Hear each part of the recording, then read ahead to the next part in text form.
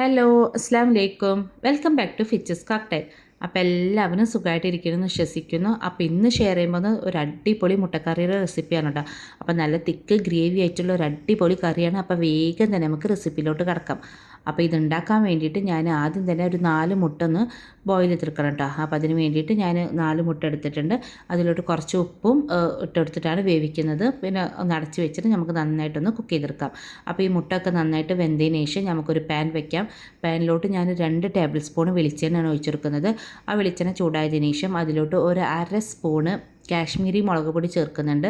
അതുപോലെ തന്നെ ഒരു 1/4 ടീസ്പൂണ് മഞ്ഞൾപ്പൊടിയും കൂടി ചേർക്കുന്നുണ്ട്. അത് ലോ ഫ്ലെയിമിൽ വേണം വയ്ക്കാൻ, അല്ലെങ്കിൽ പെട്ടെന്ന് മസാല കരിഞ്ഞു പോകും.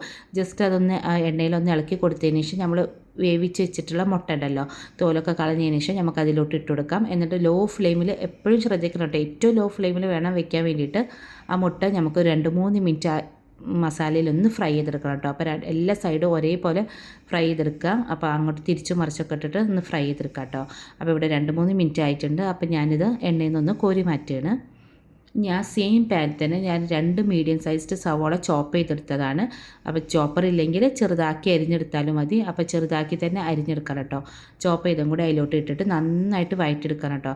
അപ്പോൾ സവാള എത്രയാണോ വഴണ്ട് കിട്ടുന്നത് അത്രയും ടേസ്റ്റ് ആയിരിക്കട്ടെ നമ്മളെ കറിക്ക്. അപ്പോൾ ഈ സവാള വഴറ്റിയെടുക്കുന്ന ടൈമാണ് നമ്മൾ ഈ കറി ഉണ്ടാക്കാൻ പോകുന്നത് കേട്ടോ. അപ്പോൾ അത്രയും നന്നായിട്ട് തന്നെ വഴറ്റിയെടുക്കണം. നമുക്ക് ഇതിലോട്ട് കുറച്ച് വെളിച്ചെണ്ണയും കൂടി ചേർത്ത് കൊടുക്കാം. അതോടൊപ്പം തന്നെ കുറച്ച് ഉപ്പും പിന്നെ കുറച്ച് കറിവേപ്പിലും കൂടി ഞാൻ ഇതിലോട്ട് ചേർത്ത് കൊടുക്കുന്നുണ്ട്. ഇതെല്ലാം കൂടി ചേർത്തിട്ട് നന്നായിട്ടൊന്ന് വഴറ്റിയെടുക്കണം കേട്ടോ. അപ്പോൾ ഉപ്പ് ചേർക്കുന്നത് പെട്ടെന്ന് വഴണ്ട് കിട്ടാൻ വേണ്ടിയിട്ടാണ്. ഒരു 5-10 മിനിറ്റ് എടുത്തിട്ടുണ്ടാവും കേട്ടോ ഇതൊന്ന് വഴണ്ട് കിട്ടാൻ വേണ്ടിയിട്ട്. അപ്പോൾ നന്നായിട്ട് തന്നെ വഴറ്റിയെടുക്കുക. എന്നിട്ട് ഇതിലോട്ട് ഒരു തക്കാളി വെള്ളമൊന്നും ചേർക്കാണ്ട് മിക്സിയിലെ ചെറിയ ജാറിൽ അരച്ചെടുത്തതാണ്. അതും കൂടി ഇതിലോട്ട് ചേർത്തിട്ട് നന്നായിട്ട് മിക്സ് ചെയ്തതിന് ശേഷം ഒന്ന് അടച്ച് വെച്ചിട്ട് കുക്ക് ചെയ്തെടുക്കാം. അപ്പോഴേക്കും നമുക്ക് ഇതിലോട്ട് ഒരു അരപ്പ് തയ്യാറാക്കണം. അരപ്പ് തയ്യാറാക്കാൻ വേണ്ടിയിട്ട് ഞാൻ കുറച്ച് മതി കേട്ടോ, ഒരു പിടി തേങ്ങയൊക്കെ മതി. കുറച്ച് തേങ്ങയും അതോടൊപ്പം തന്നെ ഒരു 6 കാഷ്യൂനട്ടും കൂടി ചേർത്തിട്ട് നല്ല പേസ്റ്റ് പോലെ അരച്ചെടുക്കണം. അപ്പോഴേക്കും നമുക്കിതൊന്നും നമ്മളുടെ ഉള്ളിയും തക്കാളി വഴണ്ട് കിട്ടിക്കണമെന്നൊന്ന് തുറന്ന് നോക്കിയിട്ടൊന്ന് ഇളക്കി കൊടുക്കാം കേട്ടോ. അപ്പോൾ കണ്ട് നമ്മൾ ഇത്രയും ക്വാണ്ടിറ്റി സവാള ഉണ്ടായിരുന്നു, അപ്പോഴേക്കും അത് നമ്മൾ വഴണ്ട് വന്നപ്പോഴേക്കും ആ സവാളയുടെ ക്വാണ്ടിറ്റി കുറഞ്ഞില്ല. അങ്ങനെ വഴറ്റിയെടുക്കണം കേട്ടോ. എന്നിട്ട് ഇതിലോട്ട് ഒരു 1/2 ടീസ്പൂൺ ഇഞ്ചി വെളുത്തുള്ളി പേസ്റ്റ്, അതുപോലെ തന്നെ ഒരു 1/2 ടീസ്പൂൺ മഞ്ഞൾപ്പൊടി, ഒരു 1/2 ടീസ്പൂൺ കാശ്മീരി മുളക് പൊടി, പിന്നെ 1/2 ടീസ്പൂൺ മല്ലിപ്പൊടി ഒന്നും കൂടി പോകണ്ട കേട്ടോ. ഒരു 1/2 ടീസ്പൂൺ മല്ലിപ്പൊടി, പിന്നെ ഒരു നുള്ള് ഗരം മസാല, ഒരു 1/4 ടീസ്പൂണാണ് ഗരം മസാലയും കൂടി ചേർത്തിട്ട് നന്നായിട്ടൊന്ന് വഴറ്റിയെടുക്കണം. അപ്പോൾ ഈ മസാലയുടെ പച്ച മണക്ക് പോകുന്നവരെ നന്നായിട്ട് തന്നെ വഴറ്റിയെടുക്കാം കേട്ടോ.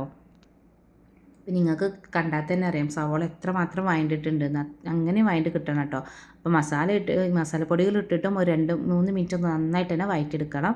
എന്നിട്ട് ഇതിലോട്ട് നമ്മൾ അരച്ച് വെച്ചിട്ടുള്ള പേസ്റ്റ് ഉണ്ടല്ലോ, തേങ്ങയുടെയും അണ്ടിപ്പരിപ്പിൻ്റെ പേസ്റ്റ്, അതും നല്ല പേസ്റ്റ് പോലെ അരഞ്ഞ് കിട്ടണം കേട്ടോ. അതും കൂടി ചേർത്തിട്ട് ആ മിക്സിയുടെ ജാറിൽ കുറച്ച് വെള്ളം കൂടി ഒഴിച്ചിട്ട് നമുക്ക് ഇതിലോട്ട് ഒഴിച്ചിട്ട് നന്നായിട്ടൊന്ന് ഇളക്കി കൊടുക്കാം കേട്ടോ.